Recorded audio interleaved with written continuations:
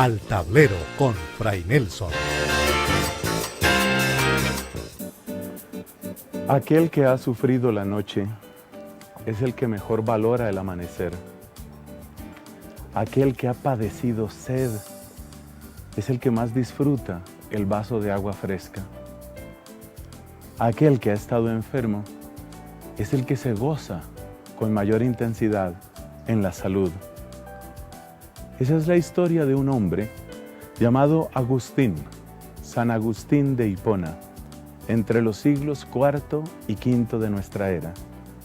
Un hombre que conoció la noche, un hombre que sufrió la sed profunda del corazón, uno que se supo reconocer humildemente enfermo y que lo encontró todo lo encontró en Jesucristo. San Agustín de Hipona, hoy aquí, al tablero con Fray Nelson. En la clase de hoy, San Agustín. Hemos querido, durante esta octava temporada de Al Tablero con Fray Nelson, hemos querido visitar los primeros siglos del cristianismo, subrayando, destacando algunos de los principales personajes, muchos de los cuales son llamados padres de la Iglesia y también doctores de la Iglesia. Los llamamos padres porque a ellos se puede aplicar muy bien lo que dice el apóstol San Pablo a una comunidad cristiana. Yo os engendré para Cristo. Y es verdad, la palabra ha sido comparada con una semilla, y el que sabe predicar y el que sabe pastorear, en verdad, engendra para el cielo. Por eso los llamamos padres de la Iglesia. Y la deuda que todos nosotros, bautizados, miembros de la Iglesia, tenemos con estos grandes hombres, es una deuda que debe pagarse sobre todo con la gratitud y con el aprovechamiento de sus enseñanzas y sus ejemplos. También los llamamos doctores de la Iglesia, porque la palabra doctor viene del verbo latino docere, que quiere decir enseñar. Es la misma raíz de donde viene la docencia. Entonces los doctores son los que enseñan, son los grandes maestros de la fe. No cabe duda que el personaje con el que deseamos cerrar esta serie de visita a los primeros siglos del cristianismo merece de manera superlativa esos dos títulos, Padre y Doctor de la Iglesia. Estamos hablando de San Agustín de Hipona. Hipona es la ciudad en donde él ejerció su ministerio como obispo, pero él no nació en Hipona, él nació en Tagaste. Tagaste, una población relativamente menor en el norte de África, era un lugar de comercio, pero sobre todo era para nuestra historia un verdadero enclave del cristianismo. Queda en lo que hoy corresponde al país de Túnez. Es muy lamentable, es muy triste para nosotros como cristianos caer en cuenta que de toda esta época no quedan verdaderos recuerdos cristianos, porque todo el norte de África, a partir de la segunda mitad del siglo VII, fue completamente tomada por los musulmanes. Y realmente los musulmanes tomaron, y parece que se toman en serio, eso de borrar cualquier elemento de fe o de religión que no sea la religión de ellos. De modo que desapareció completamente la huella cristiana. Nosotros sabemos que existió esa ciudad, sabemos que había una comunidad cristiana floreciente ahí. En esa comunidad hay que destacar a una persona, una mujer, que tiene enorme relieve en esta historia. Es la mamá de Agustín. Ella se llamaba Mónica. Santa Mónica, porque ella también es santa, era cristiana, por supuesto, pero el esposo de ella, aunque simpatizaba con el cristianismo, no se había bautizado. Es un fenómeno que ya hemos comentado también al referirnos a San Ambrosio, personaje que tiene su importancia en esta historia. Resulta que por aquella época, como había habido tantas persecuciones del Imperio Romano y como tantos cristianos habían traicionado su fe, ya después de bautizados, habían traicionado su fe. Entonces había como el temor a bautizarse y se había formado la idea de que era mejor no bautizar de niños a las personas, porque si venía una persecución y traicionaban la fe, luego ese pecado iba a ser muy difícil de borrar. No es que la gente dudara de la eficacia del bautismo para niños. Sobre este tema habla muy claramente el mismo Agustín. No es que se dudara de la veracidad del bautismo si se administra a los niños.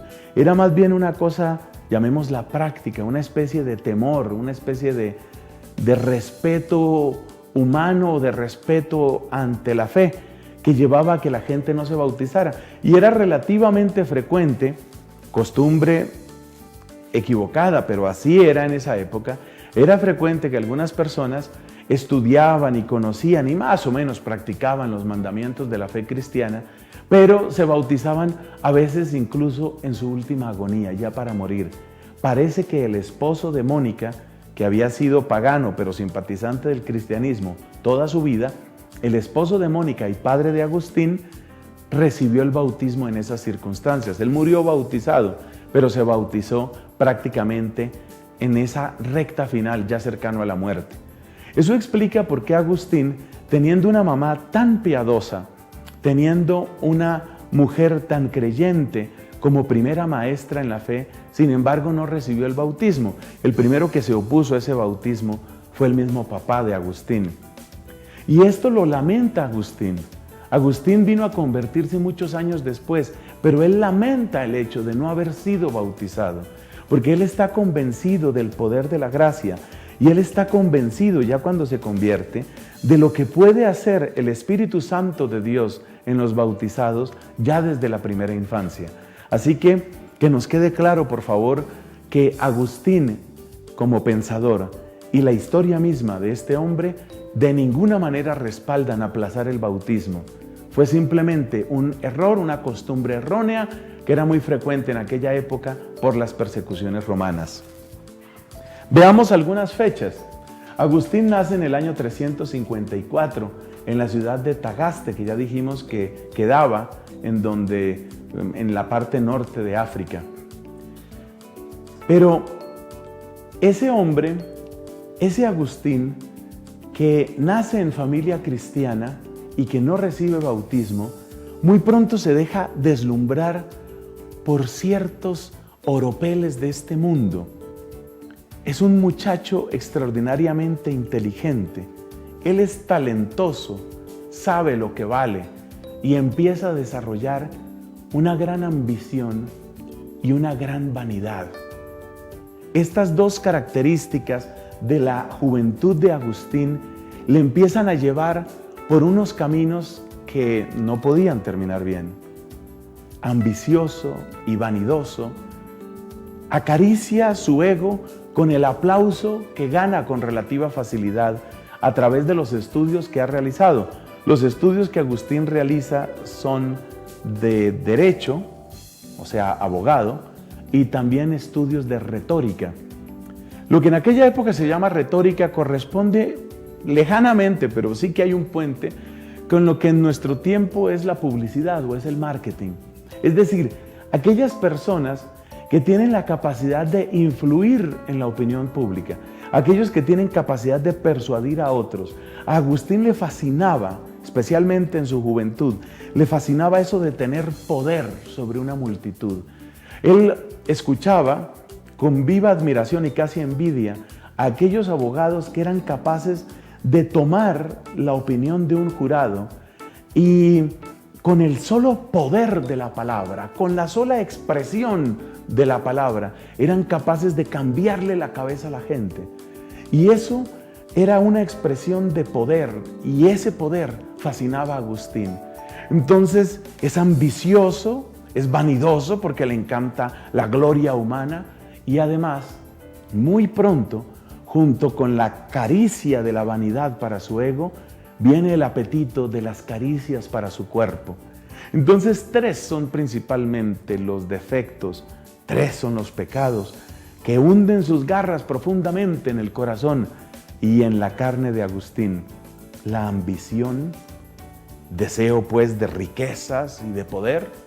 La vanidad, es decir, ese apetito constante por las glorias humanas y el reconocimiento de otros. Y luego la sensualidad, una vida cómoda y el placer del cuerpo. Tuvo relación con una especie de esclava, una sierva que estaba en el entorno doméstico donde él realizaba su vida profesional, y de ahí nació un hijo llamado Adeodato. Tuvo un hijo, San Agustín. Por supuesto, todo esto es anterior a su conversión. Mientras que él exteriormente se volcaba con todas sus fuerzas por los caminos que le llevaba la ambición, la vanidad y la sensualidad, su mente era lo suficientemente brillante para empezar a hacer preguntas profundas, preguntas de aquellas que son capaces de abrir grietas en los corazones más endurecidos.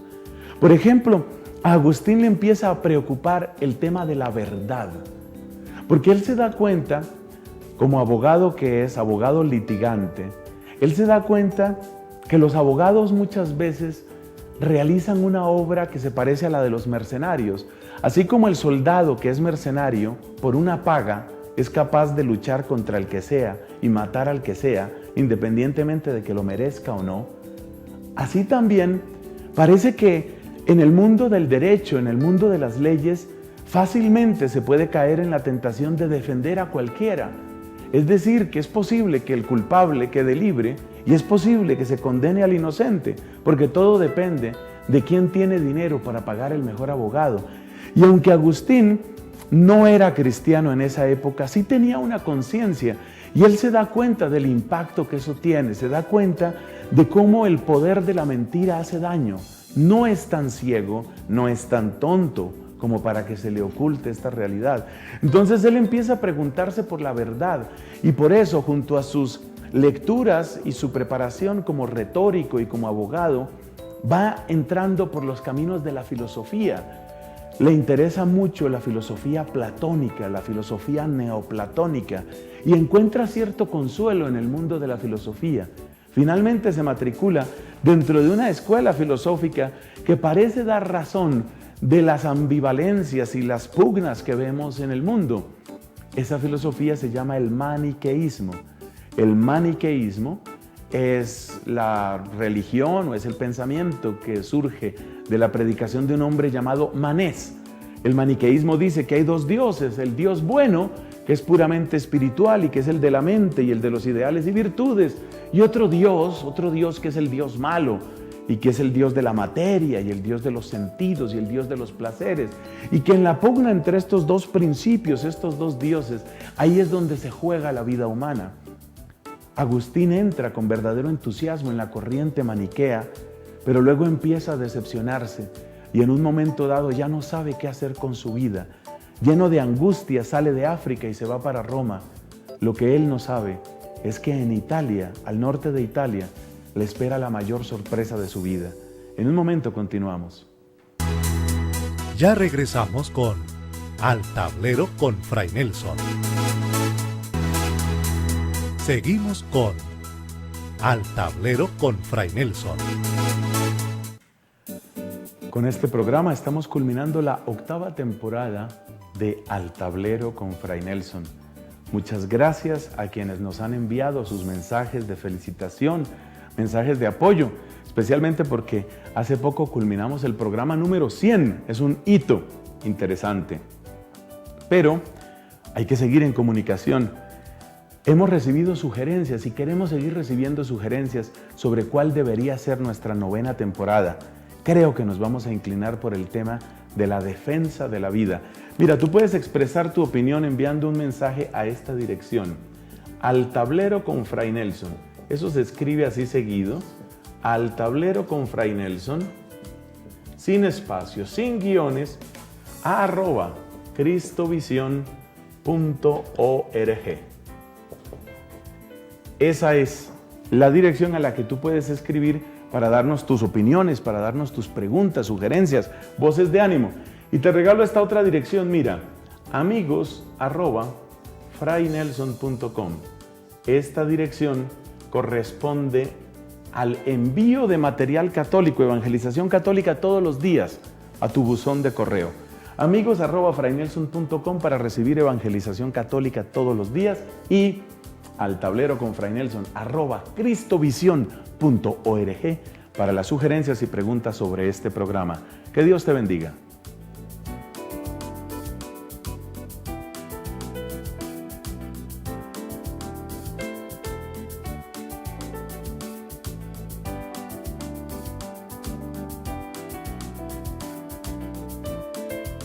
Lo primero que puedo decir es felicidades por su excelente trabajo.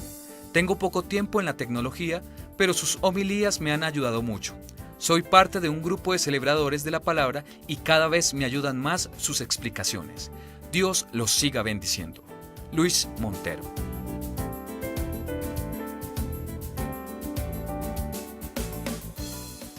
Lo felicito por sus maravillosas enseñanzas los domingos, que es el día que tengo tiempo de verlo. No me lo pierdo. Escuchaba cómo hay teólogos que quitan textos a la Biblia y me pregunto, ¿qué hay de aquellos sacerdotes, incluso obispos, que niegan la existencia de los carismas? Eliodoro Soler.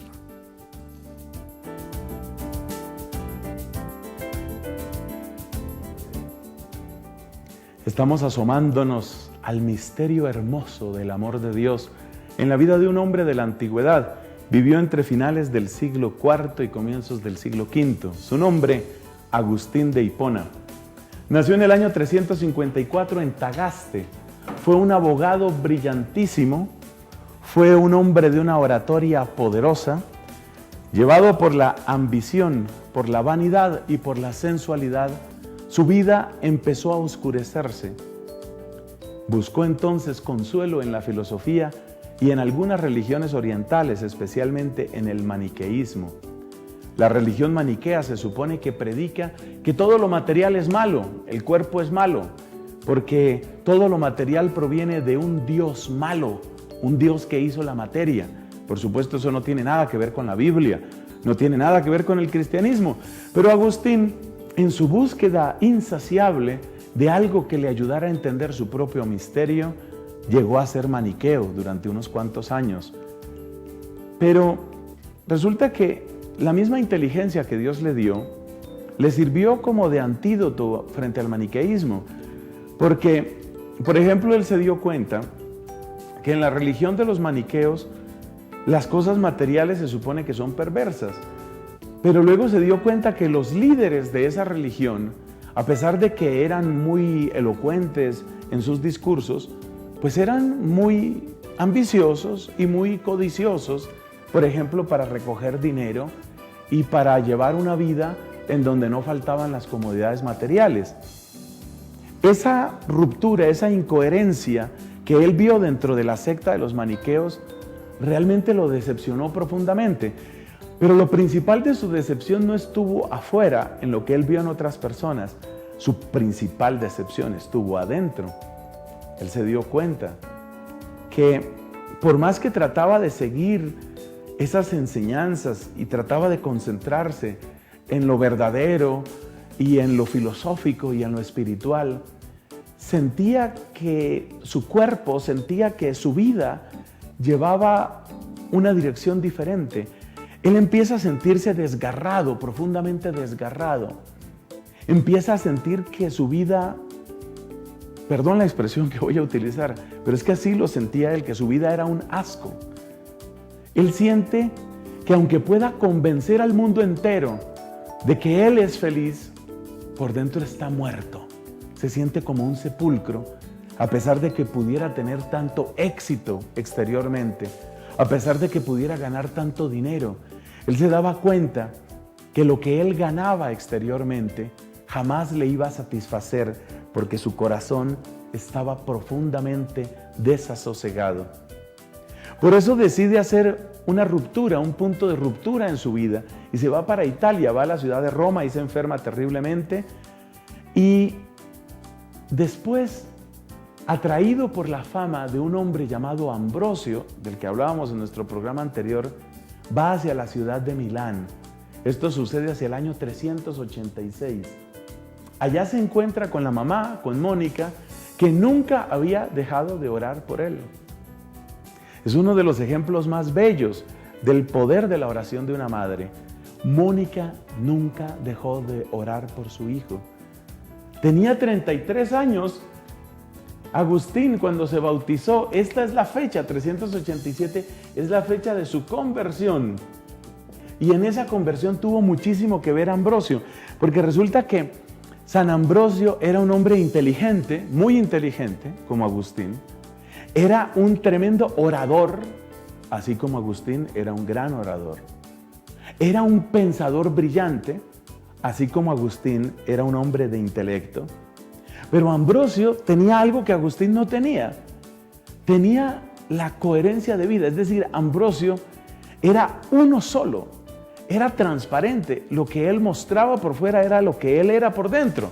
Mientras que Agustín sentía que su propia vida era como una fachada, bella pero engañosa, porque por dentro estaba podrido, porque él sentía que su vida era un basurero, porque él sentía que su corazón daba asco.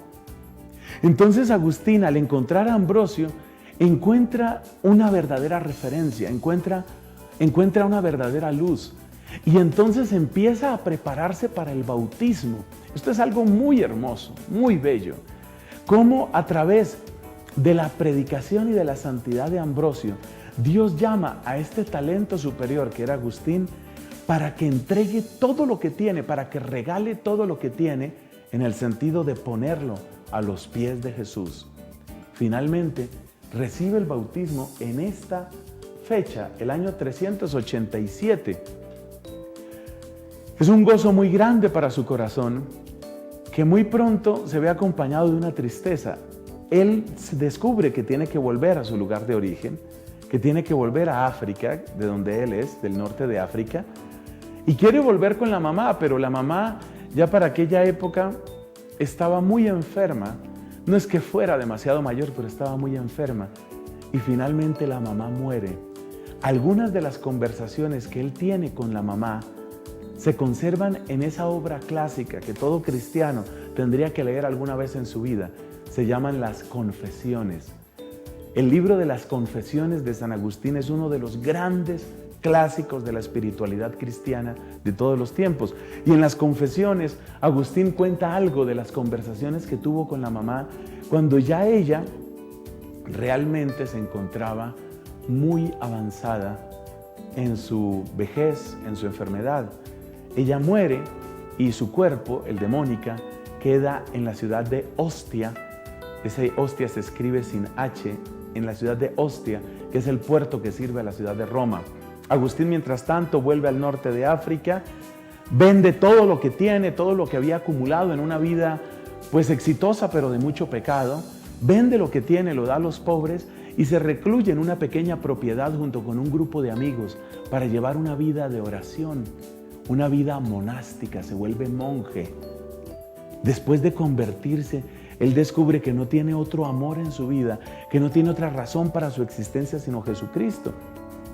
Resulta que cuando él estaba buscando, en el año 391, él estaba buscando algunas vocaciones para ese monasterio, para esa experiencia monástica que tenía con estos amigos, y entonces va a la ciudad de Hipona.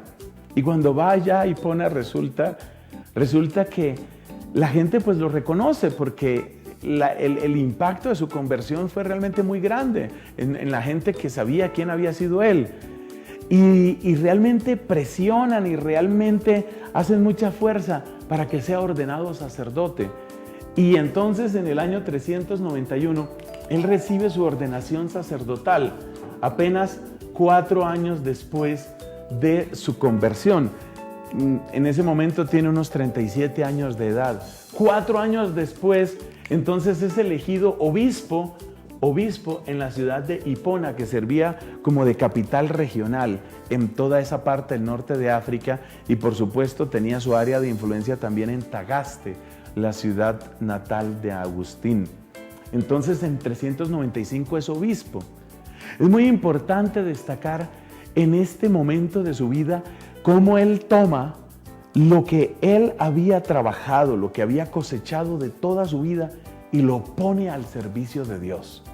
completamente al servicio de Dios. Y yo creo que esta es una enseñanza también para nosotros. Cuando una persona tiene la experiencia de conversión, no solamente debe decirle al Señor, ahora estoy a tu servicio, sino que tiene que decirle, lo que antes me sirvió para el pecado, ahora tiene que servir para tu gloria. Esa frase casi textualmente la dice San Pablo en la carta a los Romanos. Si antes pusimos nuestros miembros al servicio del pecado, ahora hay que ponerlos al servicio de la justicia de Dios. Así habla el apóstol San Pablo. Y eso lo aplica Agustín. Entonces, como obispo, él pone todos sus talentos, y sus talentos son muchos. Tiene una gran capacidad filosófica, tiene una memoria impresionante, tiene una cultura general amplísima, tiene un don para persuadir a la gente, tiene una capacidad de liderazgo que es casi inigualable en su época y en su tiempo. Y Agustín, como obispo, pone todo eso al servicio de Dios.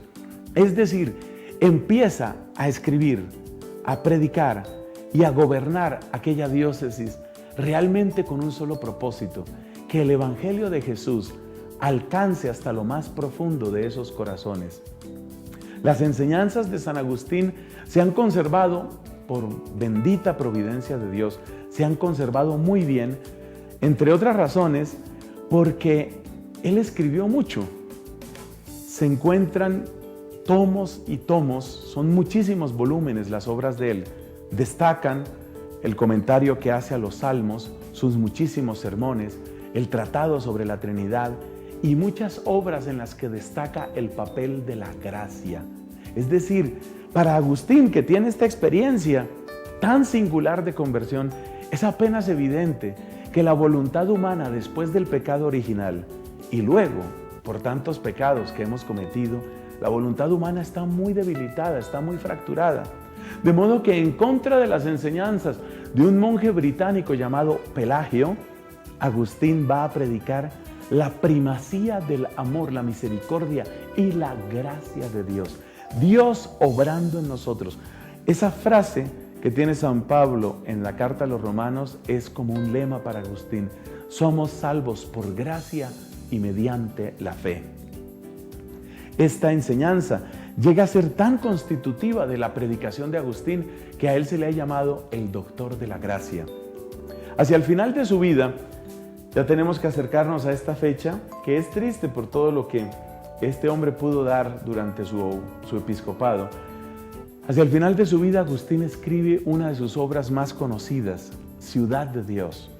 El pensamiento central es que el amor desordenado, el amor excesivo del hombre a sí mismo ha creado la ciudad terrena, pero el amor de Dios hasta el olvido de sí ha hecho posible la ciudad de Dios.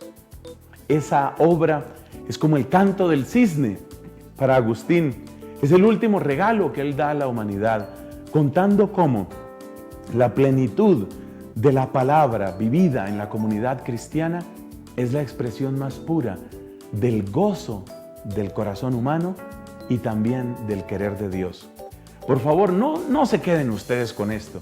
Por favor, hay que ir a tantas fuentes abundantes, hay que reconocer lo que Dios hizo en Agustín, hay que aprovechar estos torrentes que son aguas limpias y hay que beber con abundancia de este hombre, verdadero instrumento de la providencia para siglos sin fin. Que Dios bendiga la memoria de Agustín y que a nosotros nos bendiga, nos siga bendiciendo con sus enseñanzas. Amén.